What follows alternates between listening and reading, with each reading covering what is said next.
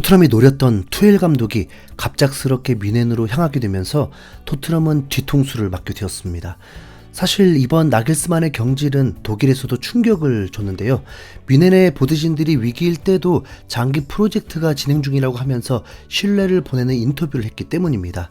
나겔스만에게 계속 힘을 실어주다가 도르트문트와 맨시티 같은 강팀과의 대결 직전에 자른 거라서 매우 갑작스러운 결정이었습니다. 위약금 역시 높은 걸로 알려져서 경질을 하더라도 시즌 종료 후에나 될 거라고 예상한 사람들이 많습니다. 모두가 놀란 파격 결정이었기에 독일의 뮌헨 팬들조차도 잘못됐다는 목소리를 높였죠. 독일 매체인 키커에 따르면 나겔스만의 경질이 잘못됐다는 대답이 무려 67%나 됐다고 하네요. 바이에른 뮌헨은 기습적으로 나겔스만의 경질 소식을 발표했는데 이때 나겔스만은 이 사실을 모른 채 스키장에서 스키를 타고 있었습니다. 팀의 현재 감독에게 말도 없이 미디어로 일방적인 발표를 한 거죠. 와, 정말 잔인하네요. 일각에서는 뮌헨의 결정이 토트넘 때문이라는 말도 있는데요. 투엘이 토트넘과 강하게 연결되자 불안함을 느낀 뮌헨 측에서 먼저 감독을 친 거라는 겁니다. 이게 사실이라면 콘테 감독이 참 여러모로 민폐를 끼치고 있는데요. 그런데 여기서 토트넘은 예상 외의 행동을 했습니다.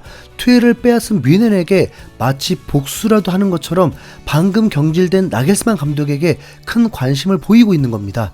영국의 이브닝 스탠다드는 토트넘은 투엘 감독의 뮌헨 행으로 새 감독 물색에 타격을 입었지만 나겔스만 감독에게도 관심을 가질 것이라면서 나겔스만이 콘테의 후임으로 급부상했다고 전했습니다. 뮌헨이라는 절대의 강팀을 이끌고 분데스리가 2위를 하면서 성적 부진으로 경질된 감독인데, 물론 나겔스만은 재능이 있는 차세대 명장 중에 한 명이긴 하지만 지금 토트넘은 감독이 아니라 전체적인 시스템이 더 문제잖아요. 나겔스만은 현재 유럽에서 천재로 불리고 있긴 합니다. 분데스리가의 호펜하임에서 역대 최연소 감독 기록을 세웠고 2019년에는 라이프치히를 이끌고 챔스 토너먼트에 진출한 최연소 감독이기도 하니까요. 구단 역사상 최초의 기록인 챔스 4강 신화까지 세웠습니다. 전술 천재인 투엘이 발굴해낸 아주 유망한 감독이기도 하죠. 천재는 천재를 알아보는 건지, 아무튼 나겔스만은 분명히 잠재력이 있는 천재인 건 맞습니다. 하지만 토트넘의 역대 감독들이 결코 만만한 인물들은 아니었는데요. 무리뉴는 스페셜 원이라고 불리면서 최고의 명장 중에 한 명이었고 콘테 역시 우승 청부사라는 어마어마한 별명의 소유자였습니다. 나겔스만이 천재적인 발상으로 뮌헨의 감독까지 맡긴 했지만 결국 B클럽의 부담을 이기지 못하고 스스로 무너져 버렸습니다. 분데스리가보다 더 치열한 프리미어리그의 토트넘에 와서도 잘할 거라는 보장이 없는 겁니다. 토트넘은 가장 급선무가 케인과 재계약을 하는 것인데 나겔스만 정도로 케인이 팀에 남을 것 같지도 않고요. 차라리 콘테를 경질하면서 대대적인 리빌딩에 돌입한다는 의견도 심심치 않게 보입니다. 최근 영국의 익스프레스는 콘테가 감독직에서 물러나게 되면 5명의 선수가 팀을 떠날 수도 있다면서 토트넘의 리빌딩을 예고했는데요. 손흥민, 케인, 산체스, 비수마, 사르, 이 5명이 그 명단입니다.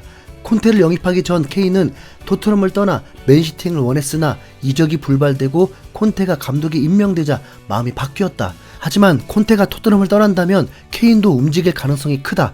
케인이 떠나면 클럽은 완전한 리빌딩 모드에 돌입하게 된다. 그렇다면 필요한 변화를 촉진하는데 필요한 자금을 모으기 위해 가치가 높은 손흥민을 매각해야 할 수도 있다라면서 손흥민과 케인을 모두 떠나보내고 자금 확보를 할 거라고 본 겁니다. 이 예상이 사실이 된다면 오히려 손흥민에게는 호재입니다. 드디어 토트넘을 떠나서 우승컵을 노릴 수 있게 되니까요. 리버풀, 뉴캐슬 등 리그 내에서도 손흥민을 노렸던 팀들은 많습니다. 레비, 이정료 가지고 장난치면 안 된다. 응? 손흥민이 이번 기회를 꼭 잡아서 토트넘에서 잘 탈출하기를 바랍니다. 이상 흰수염고래였습니다. 감사합니다.